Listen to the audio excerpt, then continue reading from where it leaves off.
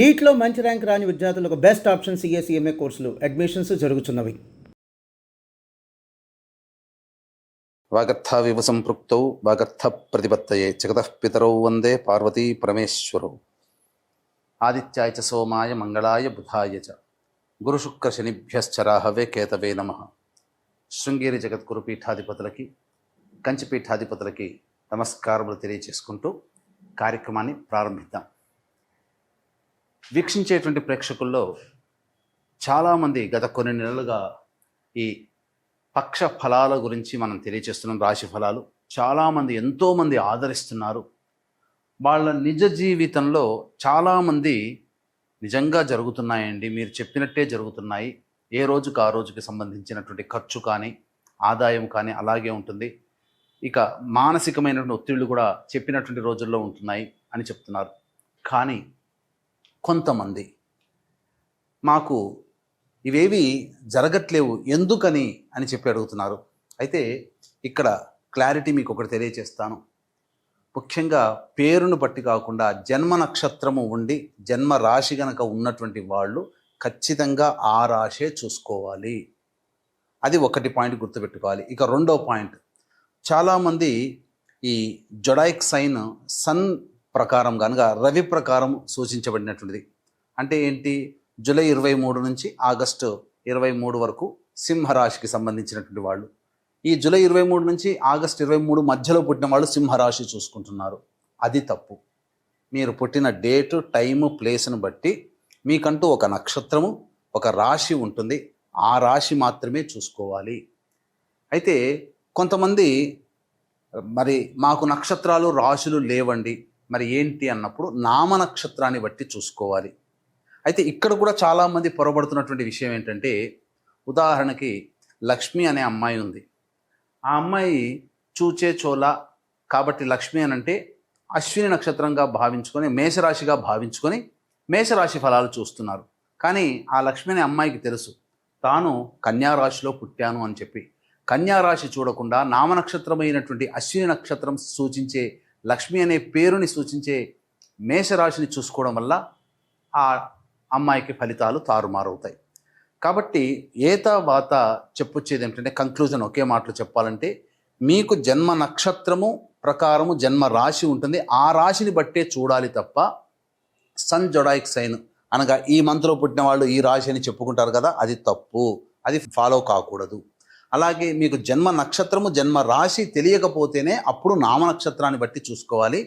ఇది క్లారిటీగా అందరూ గమనించగల ప్రార్థన. అప్పుడే ఇప్పుడు నేను చెప్పబోయే ప్రతి పక్ష ఫలాలు చెప్పబోయే ఫలితాలు మీకు దాదాపుగా 90% మీకు సూట్ అవుతాయని చెప్పవచ్చు.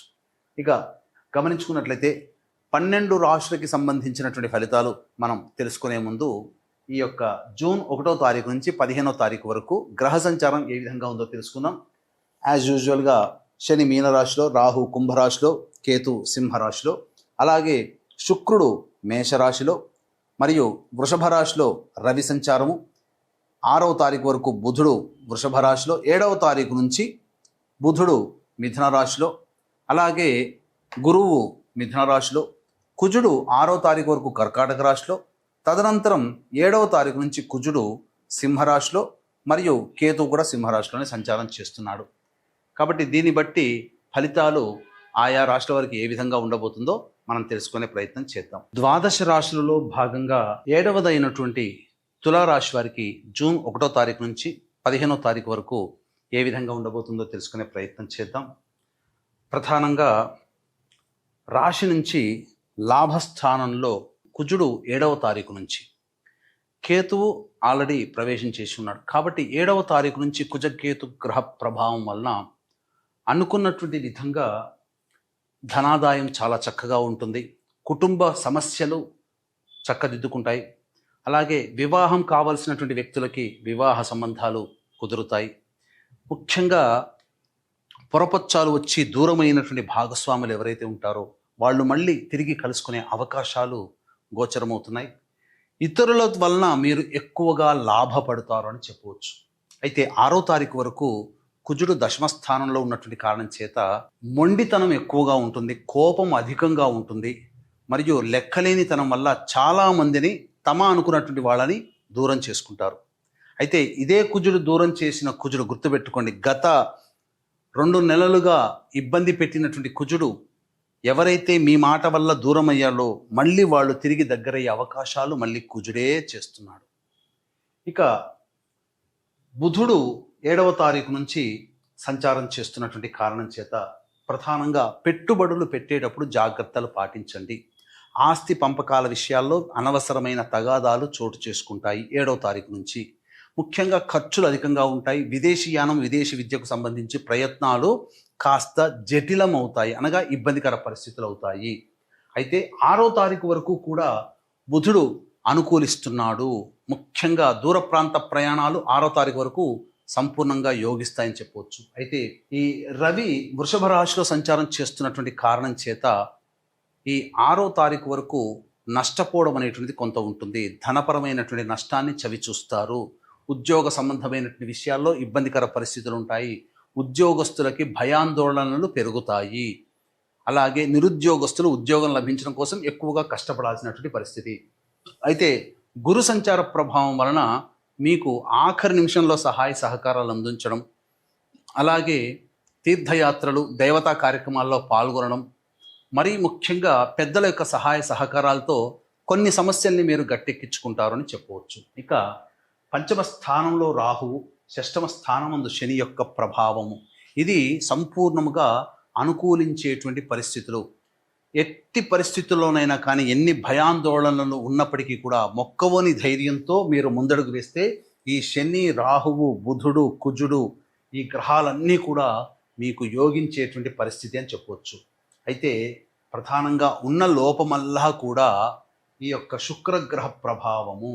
కాబట్టి ఈ శుక్రగ్రహ ప్రభావం మేషరాశిలో సంచారం చేస్తున్నటువంటి కారణం చేత అనూహ్యముగా ఇతరులతో వాగ్వివాదాలు ఎక్కువగా చోటు చేసుకుంటాయి. కాబట్టి వీక్షించేటువంటి ప్రేక్షకుల్లో తులారాశిలో జన్మించినటువంటి వారు 6వ తారీఖు వరకు కూడా మీరు ఎవరితోనైతే కలిసి పనిచేస్తుంటారో, ఎవరితో కలిసి జీవిస్తుంటారో, ఎవరితో కలిసి వ్యాపారం చేస్తుంటారో, ఎవరితో కలిసి మీరు పనులని చేస్తుంటారో వాళ్ళతో మీరు ప్రేమపూర్వకంగా, స్నేహపూర్వకంగా మెదలండి.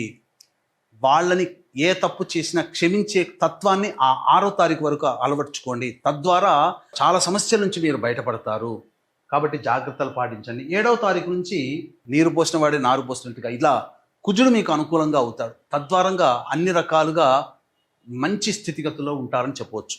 ఇక ఈ రాశులలో జన్మించినటువంటి వారికి వివాహ సంబంధమైనటువంటి విషయాలు కాస్త పెద్దల సహాయ సహకారాలు, సూచనలతో మీరు ముందడుగు వేసే ప్రయత్నం చేయండి. మీ సొంత నిర్ణయం పనికిరాదు.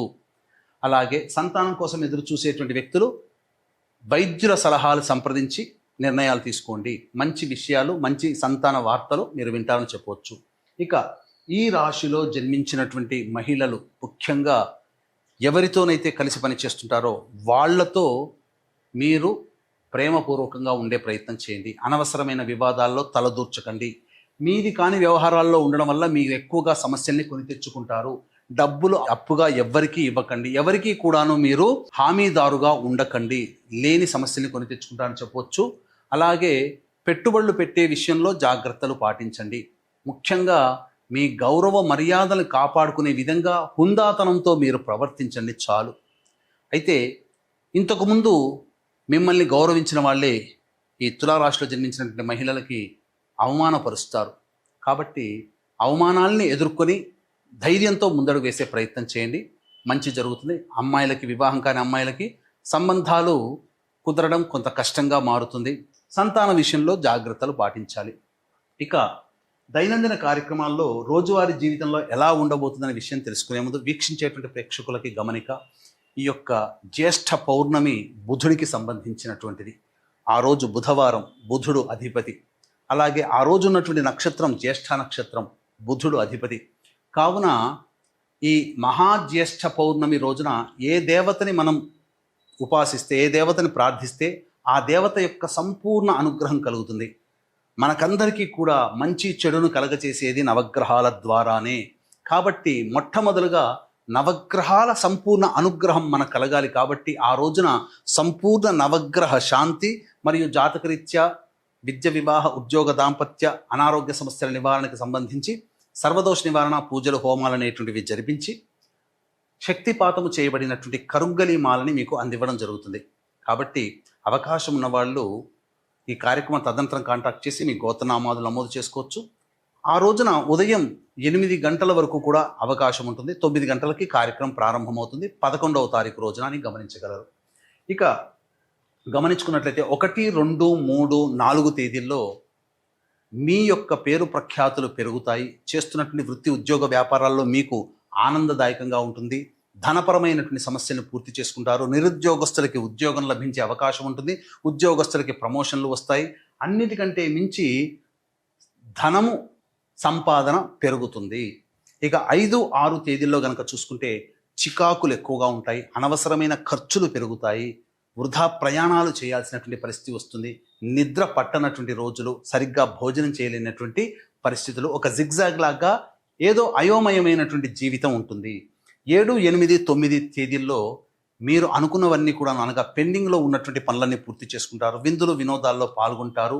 ముఖ్యంగా బాధ్యతని కంప్లీట్ చేసుకున్నామనే సంతోషంతో మీరు ఆనందంగా జీవిస్తారు. పాత మిత్రులను కలుసుకుంటారని చెప్పవచ్చు. ఇక 10, 11 తేదీలో కనుక చూసుకున్నట్లయితే కుటుంబ సభ్యులతో వాగ్వివాదాలు పెరుగుతాయి. మరీ ముఖ్యంగా ఉద్యోగంలో ఉన్నటువంటి వాళ్ళకి కాస్త ఇబ్బందికర పరిస్థితులు అనేటువంటివి ఉంటాయి.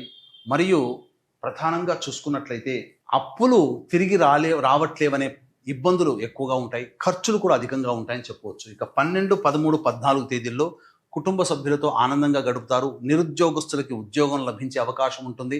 ముఖ్యంగా మీ ఖర్చులకి మించినటువంటి ఆదాయం లభించడం ద్వారా ఆనందకరమైనటువంటి జీవితాన్ని పొందుతారు.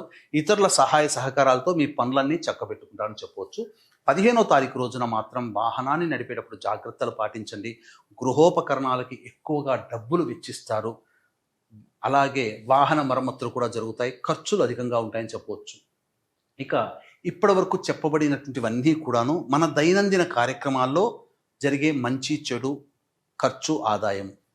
ఇక మీ జీవితంలో సంపూర్ణముగా మీ భవిష్యత్తు తెలుసుకోవాలి అనుకుంటే మీ యొక్క జన్మజాతకంలో నడుస్తున్నటువంటి గ్రహ దశాంతర దశల ప్రభావాల వలన వీలవుతుంది.